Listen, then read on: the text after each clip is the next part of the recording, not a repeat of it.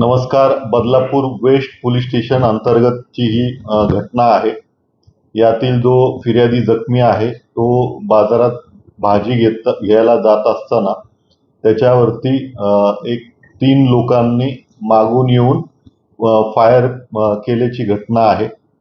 या घटनेच्या अनुषंगाने आम्ही त्वरित घटनास्थळी पोहोचून यातील जो मुख्य आरोपी आहे याला ताब्यात घेतलेला आहे.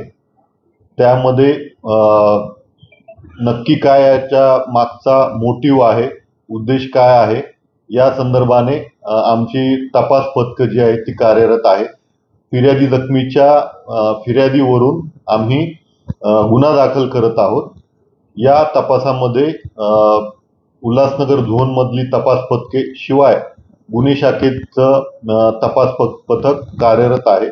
लवकरच या घटनेच्या अनुषंगाने पुढील आम्ही सविस्तर खुलासा करू.